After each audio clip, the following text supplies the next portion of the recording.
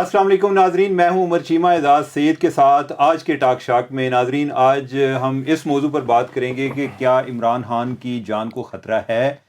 اگر کوئی اس طرح کی لائف تھریٹس ہیں تو کیا انہیں مناسب سیکیورٹی پرووائڈ کی گئی ہے؟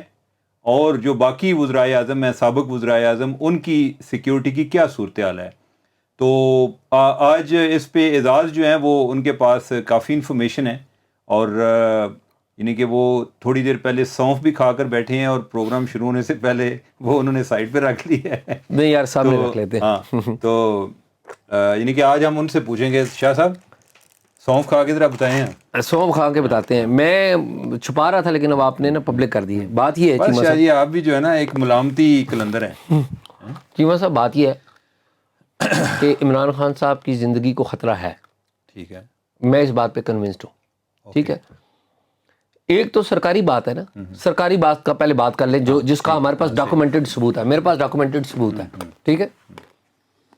وہ یہ ہے چیمہ صاحب کہ 23 اگست کو عمران خان صاحب کو ایک تھریٹ الرٹ جو ہے وہ ایشو کیا گیا 23 اگست کو۔ 23 اگست کو، اور بعد میں سبسیکوینٹلی اس سے پہلے بھی ہوا ہے اور بعد میں بھی ایک آدھ دفعہ تھریٹ الرٹ اسلام آباد کی طرف سے، وفاقی حکومت کی طرف سے عمران خان صاحب کو دیا گیا ہے، صحیح ہے۔ جس میں بتایا گیا ہے کہ کل عدم تنظیمیں عمران خان صاحب کو ٹارگٹ کر سکتی ہیں، ٹھیک ہے، عمران خان صاحب کو نشانہ بنا سکتی ہیں۔ اچھا، ٹھیک ہے، اب وہ تھریٹ الرٹ تو میں نے پڑھا ہے، لیکن سوال یہ ہے کہ عمران خان صاحب کو نشانہ کون بنا سکتا ہے؟ یہ بھی تو بڑا اہم سوال ہے نا۔ اور کیا عمران خان صاحب بھی یہ سمجھتے ہیں کہ ان کو نشانہ بنایا جا سکتا ہے؟ یہ بھی بات بڑی اہم ہے۔ عمران خان صاحب نے اپنی کور کمیٹی کے ایک اجلاس میں بھی اس بات کا اظہار کیا ہے کہ ان کی جان کو خطرہ ہے، اور انہیں اس بات کا خطرہ ہے کہ انہیں قتل کیا جا سکتا ہے، انہیں راستے سے ہٹایا جا سکتا ہے۔ یہ انہوں نے خدشے کا اظہار کیا ہے۔ ٹھیک ہے، اب سوال پیدا ہوتا ہے کہ کون لوگ ہیں ٹھیک ہے، جو عمران خان صاحب کی جان کے پیچھے ہیں یا جان کے در پہ ہیں؟ یہ بھی اہم سوال ہے۔ میرے یہ خیال ہے کہ عمران خان تو صاحب یہ سمجھتے ہیں کہ اسٹیبلشمنٹ ان کے خلاف کوئی سازش کر سکتی ہے، یہ انہوں نے بعض اپنے قریبی سرکلز کو کہا ہے، وہ یہ سمجھتے ہیں۔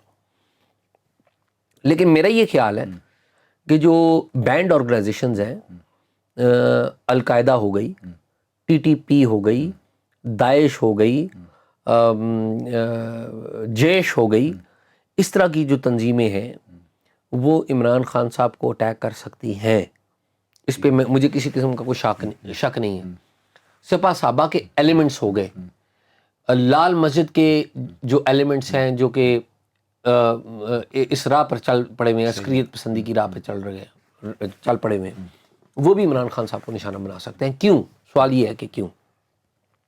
دیکھیے، عمران خان صاحب بڑے طاقتور وزیر اعظم رہے ہیں، مجھے اس بات پہ کوئی ڈاؤٹ نہیں، بڑے پاپولر پاکستان کے رہنما ہیں، اس پہ بھی کوئی ڈاؤٹ نہیں ہے۔ صحیح ہے، لیکن عمران خان صاحب اپنے آپ کو ایک مذہبی آدمی ظاہر کرتے ہیں، اور اکثر تقاریر میں وہ ایسی کوئی غلطی سے کوئی ایسی گفتگو ہو جاتی ہے، کوئی ایسی بات ہو جاتی ہے جو، کیونکہ عمران خان صاحب بہت زیادہ خطاب کرتے ہیں، جب بندہ بہت زیادہ بولتا ہے تو اس کی غلطیوں کا بھی نمبر زیادہ ہوتا ہے نا باقیوں کی بنسبت۔ ٹھیک ہے، وہ کہتے ہیں نا کہ فری سپیچ جو ہے، آزادی اظہار رائے، جی، اس کی سب سے بڑی خوبصورتی یہ ہے کہ اپنے پریکٹیشنر کو سب سے زیادہ ایکسپوز کرتی ہے، ٹھیک بات، کیونکہ جتنا آپ زیادہ بولیں گے آپ کو پتہ چلے گا۔ وہ بہت خوبصورت بات کی آپ نے۔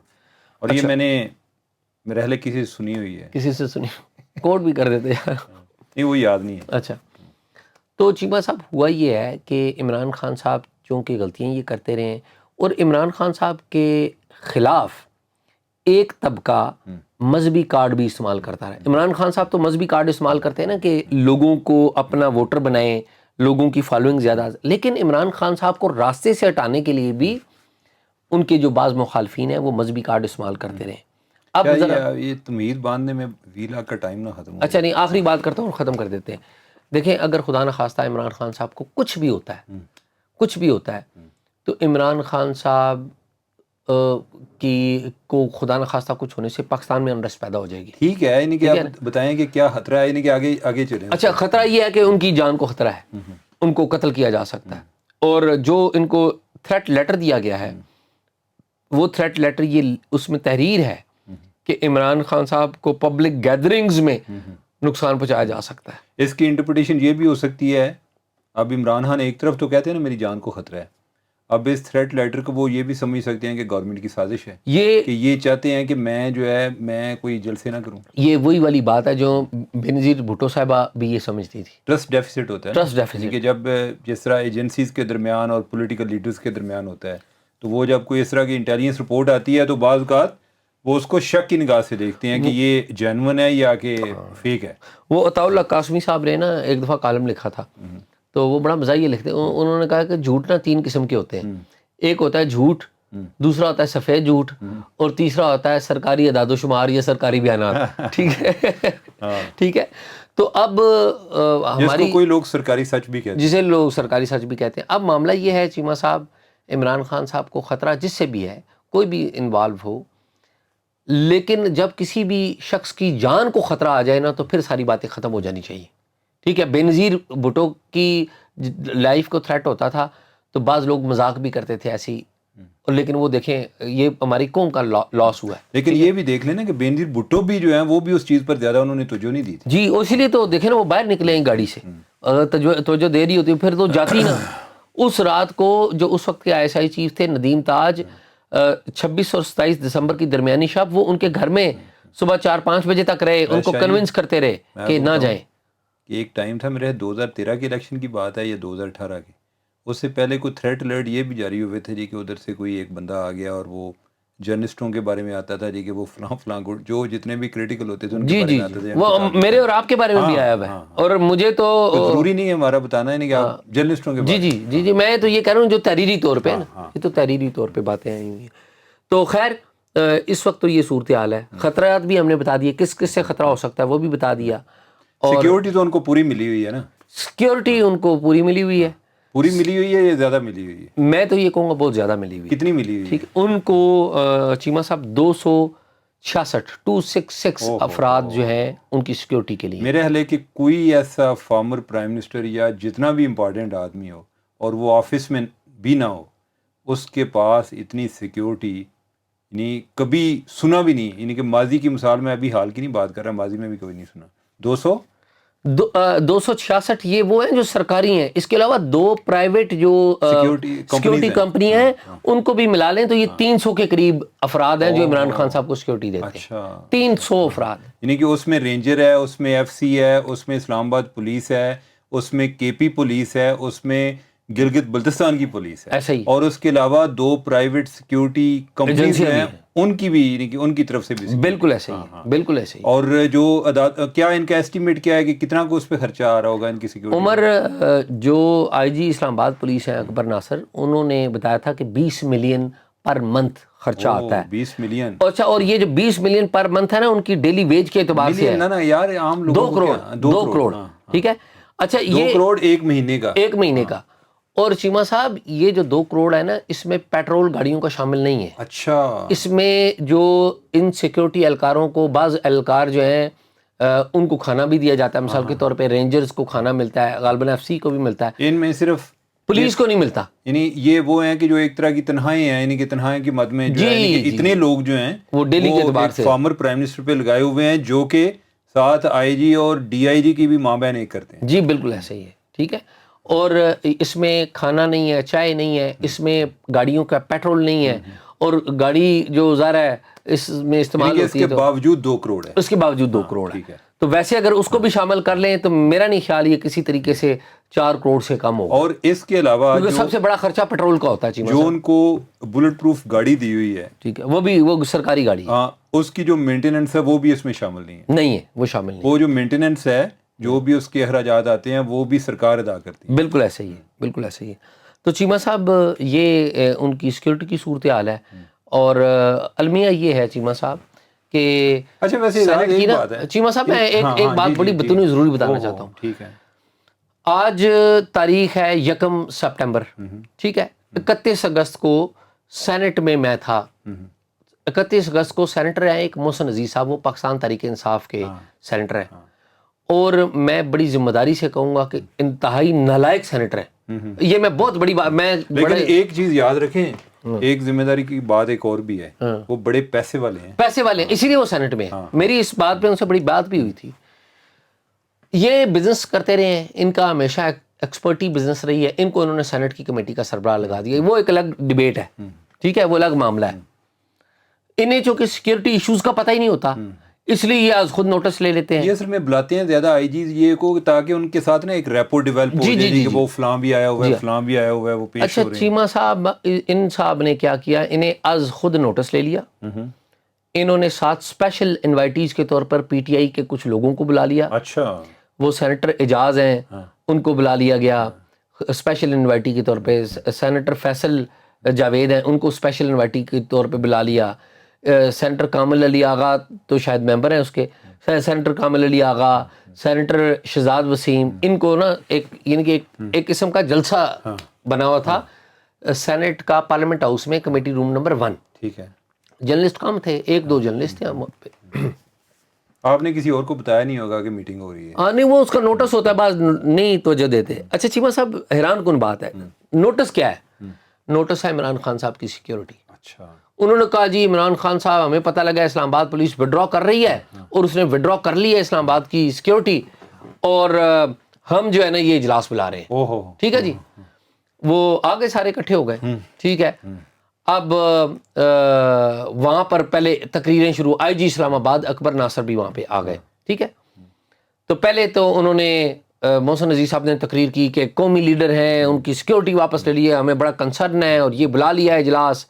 پھر ایک سینیٹر پی ٹی آئی کا, دوسرا سینیٹر, تیسرا سینیٹر, چوتھا, یعنی کہ ایک ایسا لگ رہا تھا ایک جلسہ ہو رہا ہے, اور وہ آپس میں بیٹھ کے جلسہ کر رہے ہیں. اپوزیشن کے لوگ, ان کی اپوزیشن کے لوگ بھی تھے وہاں پر, لیکن کم تھے. اچھا ہوا یہ چیمہ صاحب کہ ان کی آپس میں تلخی ہو گئی. وہ یہ وزیر مملکت برائے قانون ہے شہادت اوان, انہوں نے کھڑے ہو گئے, انہوں نے کہا جی یہ کیا طریقہ ہے, کہ پہلے آئی جی کی بھی بات سن لیں, ان کی تو آپ بات نہیں سن رہے. خیر, ان کو پیپلز پارٹی کے ایک سینیٹر ہیں مولا بخش چانڈیو, سابق وزیر قانون ہیں, انہوں نے بھی بڑا شور مچایا کہ یہ کیا کر رہے ہیں, ہم آپ کی بات سنتے ہیں, آپ پہلے آئی جی کے تو نہیں سنا. پھر وزیر قانون بھی اینڈ پہ آ گئے, اعظم نذیر تارڑ. خیر یہ معاملہ اس طرح چلتا رہا. آئی جی صاحب کی وہاں پہ بریفنگ آ گئی.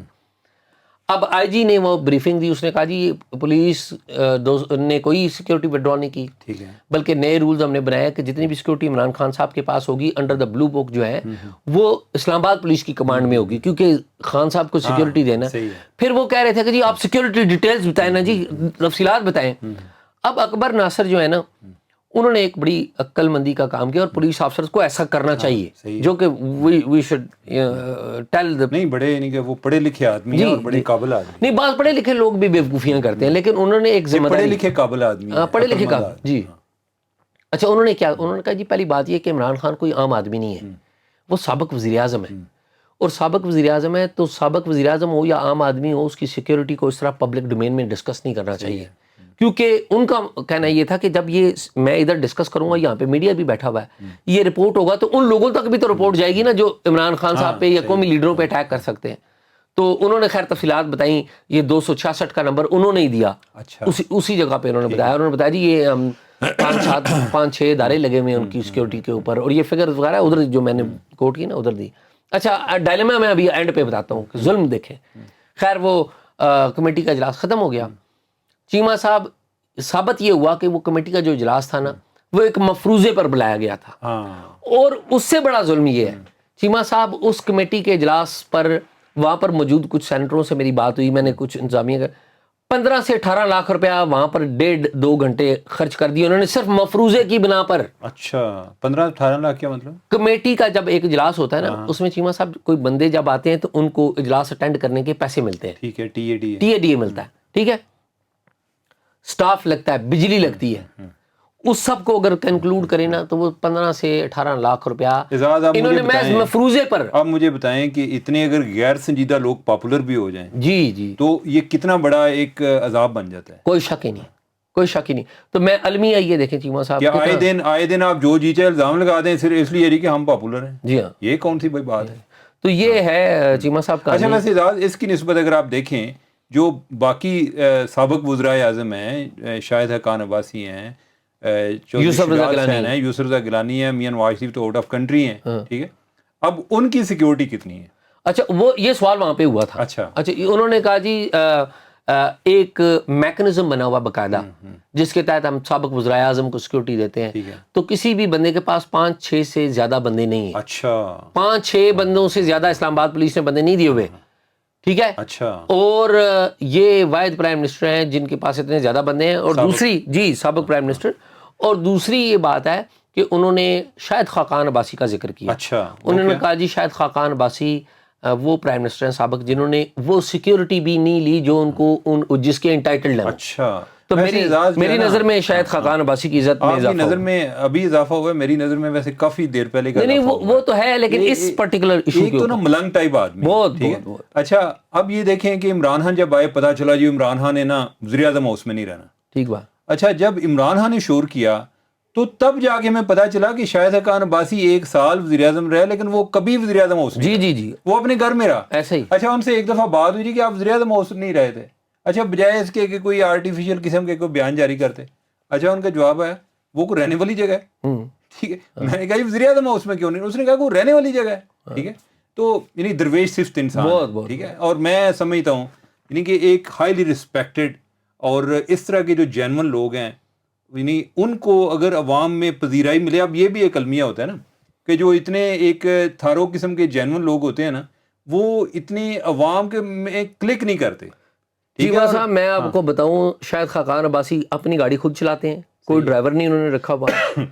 ان کے گھر پہ آپ چلے جائیں نا, تو مجھے ایک آدھ دفعہ اتفاق ہوا ہے کچھ ان سے ملاقاتوں کا, تو وہ دروازہ آپ کا خود کھولتے ہیں. اچھا. اور پھر مزے کی بات یہ ہے کہ میں ایک دفعہ ان کے ساتھ ناشتہ کرنے کا اتفاق ہوا ان کے گھر, تو صبح ناشتے کا جو سامان ہے نا وہ تیار ہوا تھا, تو وہ ٹرے خود اٹھا کے لے کے آئے. ملازم ہوگا ان کے گھر, میں نہیں کہتا, لیکن وہ ہو سکتا ہے کسی لیکن آپ نے تو پھر بھی ناشتہ کیا, آپ ان کی اتنی باتیں کر رہے ہیں. میں ناشتے کے بغیر بھی جو ہے نا, یعنی کہ میں آپ کو بتاتا ہوں کہ بہت ایک سچا اور سلجھا ہوا اور جینون آدمی ہے. جی. اور نہیں جی مثلا میں کسی کے ساتھ کوئی چائے پی لوں یا پلا دوں, میں اس سے امپریس نہیں ہوتا, لیکن اصل بات یہ ہے آج یہ کریکٹر ہے. اور یہ ایسے بندے, سیاست میں ایسے بندوں کا ذکر کرنا بہت ضروری ہے, کیونکہ ہمارے لوگوں کا سیاست سے اعتماد اٹھتا جا رہا ہے. تو میرے خیال میں چیمہ صاحب, لیکن شاہد صاحب آپ کا ایک کردار ہے یعنی کہ جس کو ہم ڈسکس کر رہے ہیں, اور یہ آپ کے بڑے پن کی علامت ہے. آپ نے اعزاز سید کو بھی بلایا, اگر نیکسٹ ٹائم اگر کوئی ناشتے وغیرہ کا پروگرام بنے, میں نے تو آپ کو پتا ہے کہ ویسے بھی اس کے بغیر بھی تعریف کی ہے, تو اس کا مطلب ہے کہ اعزاز کی بھی باتیں ٹھیک ہیں, لیکن آپ نے اس کو ناشتہ کرایا. تو کوئی نیکسٹ ٹائم جو ہے نا آپ نے خیال رکھنا ہے میرا بھی, بلائیں, اور پھر میں دیکھوں گا کہ آپ کس طرح ٹرے خود لے کر آتے ہیں. تو ناظرین, ہمیں اجازت دیجیے گا اور پروگرام دیکھتے رہیے گا, اپنا فیڈ بیک ضرور دیتے رہیں. آپ کی فیڈ بیک سے ہماری حوصلہ افزائی ہوتی ہے اور ہم بھی انتظار میں رہتے ہیں کہ کب ویلاگ کریں. تو اجازت دیں, تھینک یو ویری مچ, خدا حافظ.